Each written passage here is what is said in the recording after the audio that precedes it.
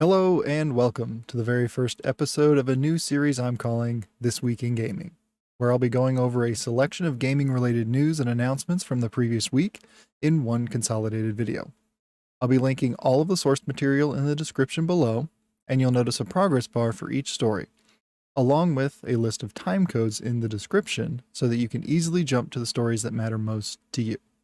This week we'll be going over the poorly received Super Mario Bros. Movie trailer, NVIDIA launching the 4090 and subsequently canceling the 4080 12 gig, Cyberpunk 2077 getting its own novel, and more. Let's dive in. The upcoming Super Mario Bros. Movie launched a trailer this week, and it was immediately met with criticism from multiple angles, primarily focusing on the voice acting of Mario done by Chris Pratt. What is this place? Mushroom Kingdom, here we come! What is particularly odd to me about this is that the voice actor for Mario, Charles Martinet, is still alive, still working, and even still in the movie, according to various sources. On top of that, there are a multitude of other talented voice actors that can recreate the traditional Mario voice, so why in the world do we not get a Mario that sounds like Mario?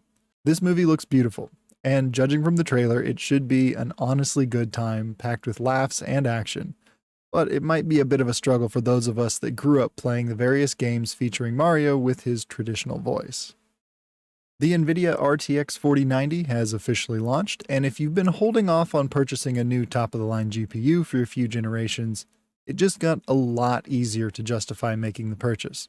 With performance doubling the 3090 Ti, the 4090 non-Ti is the undisputed king of GPUs for now and will remain a top performer for many years to come. But wait, there's more. Or less from NVIDIA. When announcing the 40 series cards, NVIDIA chose to make the ridiculous move of launching two 4080 cards.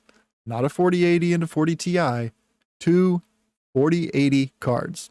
One with 16 gigs of VRAM and one with 12 gigs of VRAM, on top of a host of other differences that resulted in a huge backlash from reviewers and other technology enthusiasts. Due at least in part to this backlash, NVIDIA has canceled or unlaunched, as they're calling it, the 4080 12 gig for the time being, and will only be launching one version of the 4080 at this time. In an official blog post on Friday, NVIDIA announced the unlaunch of the 4080 12 gig by saying the following. The RTX 4080 12 gig is a fantastic graphics card, but it's not named right. Having two GPUs with the 4080 designation is confusing. So we're pressing the unlaunch button on the 4080 12 gig.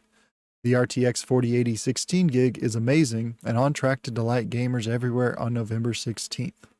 Most of us looked at the 4080 12 gig as a card that should have been called the 4070, and hopefully that's the route that NVIDIA will be taking instead of just trying to relaunch the lower end 4080 later on after the proper 4080 is released and tested, because if the 4090 numbers are anything to go on, the 4080 is poised to be a strong performer when it launches on November 16th. As for the 4080 12 gig, we're most likely to see whatever this card will finally be called launch sometime around CES in the beginning of January 2023.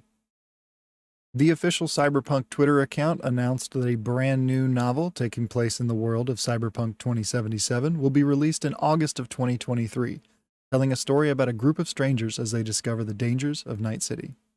The full blurb for the novel reads, "Set in the world of Cyberpunk 2077, one of the best-selling video games of recent years, from acclaimed Polish science fiction writer Rafał Kosik, this electrifying novel follows a group of strangers as they discover that the dangers of Night City are all too real. In sparkling Night City, a ragtag group of strangers have just pulled off a heist, robbing a convoy transporting a mysterious container belonging to Militech. The only thing the group has in common is that they were blackmailed into participating in the heist, and they have no idea just how far their mysterious employer's reach goes, or the purpose of the artifact they stole. This newly formed gang, composed of a veteran turned renegade, a sleeper agent for Militech, a computer nerd, a therapist, a ripperdoc, and a techie, must learn how to overcome their differences and work together, lest their secrets be unveiled before they pull off the next deadly heist." This novel will definitely be finding itself added to my collection when it launches in August of 2023, and if you'd like a copy for yourself, you can pre-order it now on Amazon via the link below. The Steam mobile app has gotten a complete overhaul with new and enhanced features including two-factor authentication, QR code sign-in confirmation, which is where you confirm your regular sign-ins with a simple approve or deny, authorized device management, easy access to the store, community news, etc. from wherever you are, your library with access to your game content, discussions, guides, support, and more, remote download of games and updates on your PC managed from your phone, customizable Steam notifications, trade and market confirmations, an improved store browsing experience designed for mobile screens, support of using multiple Steam accounts in the app, and customizable tabs. My personal favorite feature of this update is the QR code sign-in, which is a new sign-in method for Steam that allows you to skip entering your username and password by simply scanning a QR code on screen using the Steam mobile app. The process relies on the two-factor authentication credentials stored in your phone app, securely identifying you through your mobile device on Steam. This feature makes securing and logging into your account much easier and should help to cut down on the emails you get about someone from a country you've never heard of attempting to log into your account. And last but not least, the Call of Duty franchise has released a new game every fall for nearly 2 decades. But 2023 is reported to be the first year without a new Call of Duty launch since 2004.